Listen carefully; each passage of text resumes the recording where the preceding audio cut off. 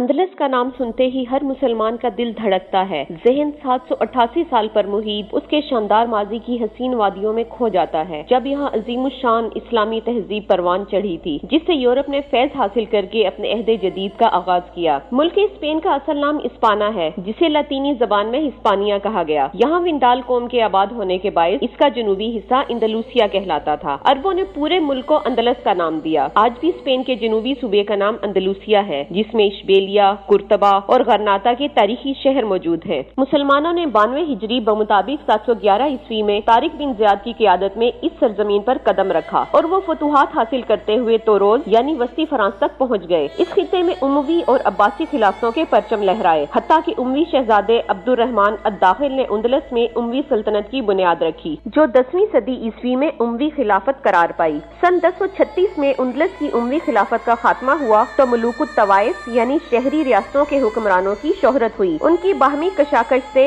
شمال کے مسیحی حکمران الفانسو ششم کا غلبہ ہونے لگا تو مراکش کے مرافتی سلطان یوسف بن تاشفین میں جنگ زلاقہ میں اسے شکست دے کر اندلس کا مراکش سے الحاق کر لیا۔ ہم ٹاپک کو آگے بڑھانے سے پہلے ایک قصہ مختصر کے معزز سامعین سے ریکویسٹ کرتے ہیں کہ ہمارے چینل کو سبسکرائب کر لیں تاکہ ہر آنے والی ویڈیو کا نوٹیفیکیشن آپ کو بر وقت مل سکے، اور کمنٹ باکس میں کمنٹ کر کے آپ اپنی رائے کا اظہار کر سکتے ہیں۔ اگر ویڈیو اچھی لگے تو لائک بھی کیجیے اور اپنے عزیز دوستوں کے ساتھ شیئر بھی کریں۔ ہر سال یکم محرم کی تاریخ آتی ہے اور گزر جاتی ہے، مگر بہت کم لوگ اس بات سے واقف ہیں کہ یہ تاریخ اسلامی تاریخ کے اس ایسے جرنیل کا یوم وفات ہے جس نے ایک مردہ خطے کو 4 صدیوں کے لیے حیات نو بخشی۔ 5ویں صدی ہجری شروع ہوئی تو اندلس کی اموی عمارت، جس کی بنیاد امیر عبد الرحمن الداخل نے رکھی تھی اور جسے عبد الرحمن الناصر نے خلافت کی حیثیت سے منوایا تھا، بالکل نزا کے عالم میں تھی۔ کچھ ہی برسوں میں اموی خلافت کا چراغ گل ہو گیا اور اس کی جگہ 1 لاکھ مربع میل سے بھی کم رقبے میں تقریباً 20 خلافتیں وجود میں آ گئیں، جن کے سربراہوں کو ملوک الطوائف کہا جاتا تھا۔ ان میں ہر حکمران ایک دوسرے سے دست و گریباں تھا۔ ایسے میں شمالی اندلس کی عیسائی ریاست کا حکمران الفانسو یکے بعد دیگرے مسلم ریاستوں پر قابض ہونے لگا۔ قریب تھا کہ اسلامی اندلس کی تاریخ کا باب 5ویں صدی ہجری میں ہی ہمیشہ کے لیے بند ہو جاتا کہ ایسے میں بحیرہ روم کے پار افریقہ کے ساحلوں سے ایک ایسی شخصیت ابری جس میں قیادت کی غیر معمولی صلاحیتیں کوٹ کوٹ کر ودیعت کی گئی تھی۔ یہ یوسف بن تاشفین تھے،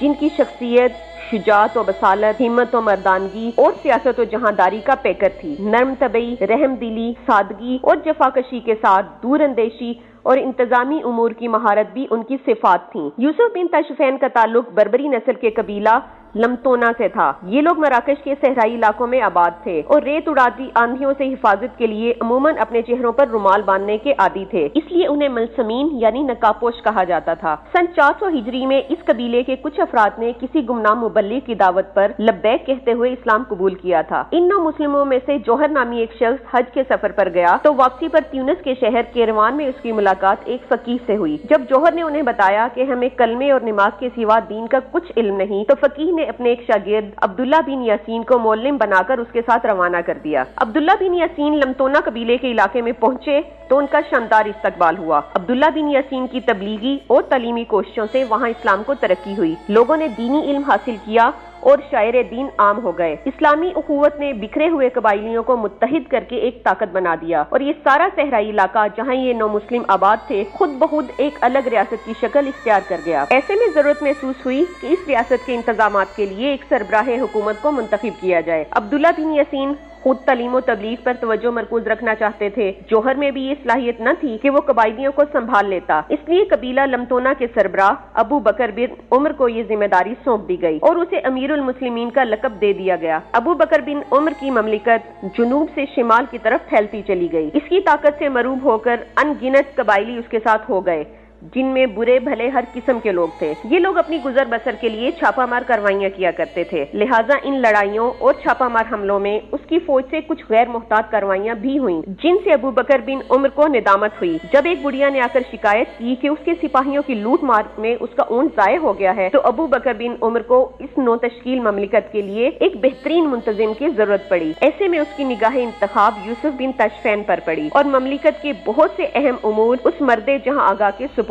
کر دیے گئے۔ اس وقت یوسف بن تاشفین کی عمر 50 سال تھی۔ ابو بکر بن عمر کی وفات کے بعد مرابطین نے یوسف بن تاشفین کو اپنا امیر چن لیا۔ امیر یوسف نے اس ریاست کو بڑی تیزی سے وسعت دی۔ ان کے جلوں میں علماء و فقہا کی بڑی تعداد تھی جو امور مملکت کو شرعی حدود پر استوار رکھنے کے ذمہ دار تھے۔ مرابطین کے پیشہ ور سپاہی 40,000 تھے جن کی مدد سے یوسف بن تاشفین نے اسلامی ریاست کی مخالف درجنوں بربری قبائل کو مسخر کر لیا۔ افریقہ کا شمال مغربی علاقہ نہایت خطرناک تھا جہاں قبائلی راہزنوں کا راج تھا۔ اس علاقے کو مقامی زبان میں مراکش کہا جاتا تھا جس کا ترجمہ ہے جلدی سے گزر جاؤ۔ یوسف بن تاشفین نے یہ علاقہ فتح کرنے کے بعد 465 ہجری میں یہاں مراکش شہر کی بنیاد رکھی جس کے نام پر بعد میں اس ملک کو بھی مراکش کہا جانے لگا۔ 466 ہجری میں فقہا کے مشورے پر یوسف بن تاشفین نے اپنی حکومت کو خلافت عباسیہ کی سرپرستی میں شامل کر لیا۔ خلیفہ مستنصر باللہ نے مرابطی امیر کے لیے خلعت اور پروانہ حکومت روانہ کیا۔ مرابطین کی مملکت میں خلیفہ کے نام کا سکہ جاری کر دیا گیا۔ اس کے بعد مرابطین کی افواج کئی سمتوں میں یلغار کرتی ہوئی افریقہ کے طول و عرض میں بھی پھیل گئیں۔ ان کی مملکت مشرق میں تیونس، مغرب میں بحر اوقیانوس،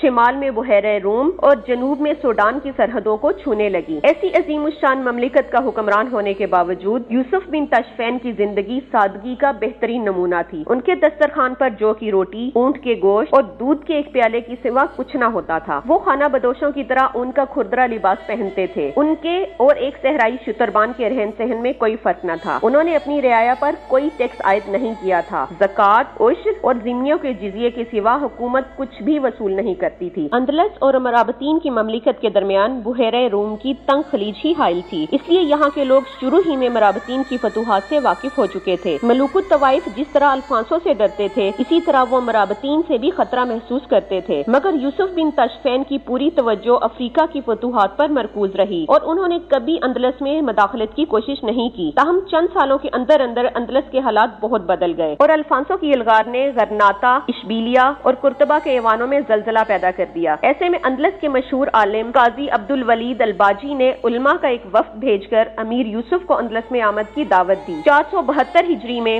جب قاضی عبد الولید کا انتقال ہوا تو ایک اور جماعت مراکش حاضر ہوئی اور یہی درخواست دہرائی۔ اس بار یوسف بن تاشفین نے مسلمانوں نے اندلس کی مدد کرنے کا وعدہ کر لیا۔ 474 ہجری میں جب قاضی ابو الولید کا انتقال ہوا تو ایک اور جماعت مراکش حاضر ہوئی اور یہی درخواست دہرائی۔ اس بار یوسف بن تاشفین نے مسلمانوں نے اندلس کی مدد کرنے کا وعدہ کر لیا۔ کچھ ہی دنوں بعد تلیتلا پر بھی الفانسو کا قبضہ ہو گیا، جس کے بعد علماء اندلس جوک در جوک سبتا آنے لگے اور آنسوؤں کے ساتھ مسلمانوں نے اندلس پر بیتنے والی قیامت کا حال سنا کر امیر مرابطین سے مدد طلب کرنے لگے۔ ایسے میں ملوک الطوائف بھی یہ حقیقت جان گئے کہ اب انہیں اپنی روش بدل کر ملک و ملت کے وسیع تر مفاد کے لیے امیر مراکش کا ساتھ دینا ہوگا، ورنہ زمین کا کوئی گوشہ انہیں پناہ نہیں دے گا۔ قومی اتفاق رائے حاصل کرنے کے لیے قرطبہ میں معتمد کی صدارت میں اندلس کے سیاستدانوں اور علماء کا ایک تاریخی اجلاس ہوا۔ ایسے عمرہ کم نہ تھے جو مرابطین کی اندلس میں آمد کے خلاف تھے۔ انہیں قائل کرنے کے لیے اشبیلیہ کے حکمران معتمد بن عباد نے ایک پرجوش تقریر کی اور تمام مخالفین کے منہ بند کر دیے۔ اب ایک مکتوب لکھا گیا جس میں امیر مرابطین سے درخواست کی گئی کہ وہ اندلس کے مسلمانوں کو نصرانیوں سے بچانے کے لیے الفانسو سے فیصلہ کن جنگ لڑے۔ اشبیلیہ کے وزیر ابن زادون کو سفارتی وفد کا سربراہ بنایا گیا۔ اس کے ساتھ قرطبہ، غرناطہ اور بطیلوس کے قاضی حضرات بھی تھے۔ یہ وفد یوسف بن تاشفین سے ملا تو اس مرد مجاہد نے مراسلہ پڑھ کر کہا، میں دین اسلام کی نصرت کے لیے سب سے پہلے لبیک کہتا ہوں، اس کام کو میں خود سر انجام دوں گا۔ ساتھیو، آج کی ویڈیو میں بس اتنا ہی۔ دلوں کو گرما دینے والی اس داستان کے بقیہ واقعات ہم اپنی آنے والی ویڈیو میں آپ کے ساتھ شیئر کریں گے، تو ہمارے ساتھ رہیے۔ ہم حاضر ہوتے ہیں اپنی نئی ویڈیو کے ساتھ۔